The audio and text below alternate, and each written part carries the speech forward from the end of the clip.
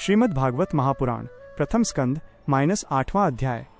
कुंती की स्तुति और परीक्षित की रक्षा संपूर्ण व्याख्या। प्रारंभ। राधे राधे भक्तों, भागवत महापुराण हिंदी चैनल पर आप सभी का हृदय से स्वागत है।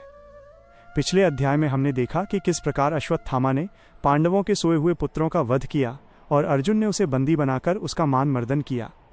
अंत में द्रौपदी की करुणा से उसे जीवित छोड़ दिया गया, किंतु उस अधर्मी के मन में प्रतिशोध की अग्नि शांत नहीं हुई थी।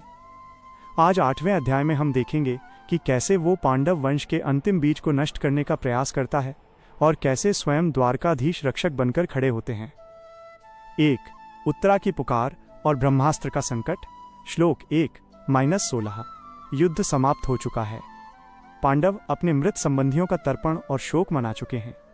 भगवान श्री कृष्ण अब हस्तिनापुर से विदा लेकर द्वारका जाने के लिए अपने रथ पर सवार ही होने वाले थे। तभी एक करुण पुकार सुनाई देती है। अभिमन्यु की पत्नी उत्तरा बदहवास दौड़ती हुई आती हैं और श्री कृष्ण के चरणों में गिर जाती हैं। वो कहती हैं, तारांकन पाहि पाहि महायोगिन देव देव जगतपते, नान्यम त्वद्भयम पश्ये यत्र मृत्यु परस्परम विस्तार। उत्तरा कहती हैं, हे महायोगिन, हे देवों के देव, मेरी रक्षा कीजिए।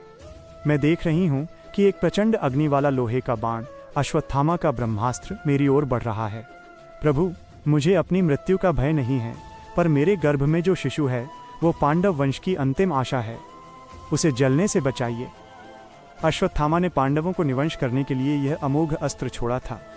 तब भगवान ने अपनी भक्त वत्सलता का अद्भुत प्रमाण दिया। वे अपनी योगमाया से सूक्ष्म रूप धारण कर उत्तरा के गर्भ में प्रविष्ट हो गए। जो परमात्मा पूरे ब्रह्मांड का स्वामी है, वह अपनी गदा के तेज से उस ब्रह्मास्त्र की ज्वाला को शांत करने लगा। गर्भ में ही उस बालक ने भगवान के दर्शन किए, इसीलिए उसका नाम परीक्षित पड़ा। 2. कुंती महारानी की दिव्य स्तुति। श्लोक 17-43। जब संकट टल गया, तब माता कुंती श्री कृष्ण के सम्मुख आईं। उनकी आंखों में कृतज्ञता के आंसू थे। उन्होंने जो स्तुति की वो भागवत का प्राण है, भगवान का स्वरूप। कुंती कहती हैं, प्रभु, आप आदि पुरुष हैं, ईश्वर हैं, फिर भी आप मनुष्य की भांति हमारे बीच रह रहे हैं। जैसे कोई अज्ञानी व्यक्ति पर्दे के पीछे छिपे कलाकार नट को नहीं पहचान पाता, वैसे ही माया के आवरण के कारण ये संसार आपको नहीं देख पाता। यशोदा मैया का प्रेम।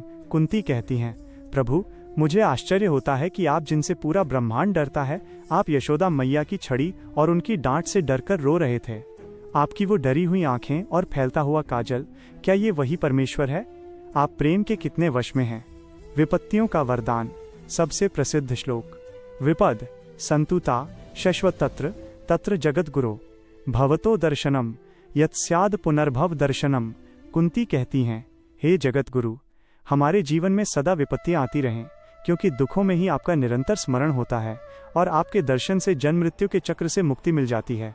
अकिंचन गोचर। कुंती कहती हैं कि आप केवल उन्हें मिलते हैं जिनके पास धन, कुल, ऐश्वर्य या विद्या का अहंकार नहीं है।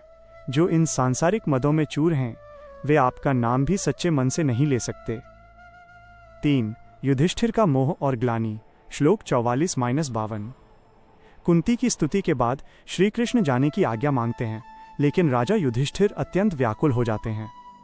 विस्तार। युधिष्ठिर के मन में गहरा पश्चाताप है। वे कहते हैं, हे माधव, इस सिंहासन के लिए कितने पिताओं ने अपने पुत्र खो दिए, कितनी स्त्रियां विधवा हो गईं। मैंने इतना रक्तपात देखा है कि मुझे लगता है मेरा उद्धार कभी नहीं होगा। जैसे कीचड़ से कीचड़ नहीं धोया जा सकता, वैसे ही हिंसा से शांति कैसे मिल सकती है। भगवान जानते हैं कि युधिष्ठिर का यह शोक केवल भीष्म पितामह ही दूर कर सकते हैं। यहीं से अगले अध्याय की नींव पड़ती है, जहां हम पितामह की अंतिम विदाई देखेंगे। उपसंहार। भक्तों, आज के अध्याय से हमने सीखा कि ईश्वर अपने भक्त की रक्षा के लिए किसी भी सीमा तक जा सकते हैं। कुंती माता हमें सिखाती हैं कि जीवन के दुख वास्तव में प्रभु की कृपा ही हैं। उम्मीद है आपको ये प्रसंग गहराई से समझ आया होगा। भागवत महापुराण हिंदी से जुड़े रहने के लिए धन्यवाद। मिलते हैं अगले अध्याय में। तब तक के लिए राधे राधे। मित्र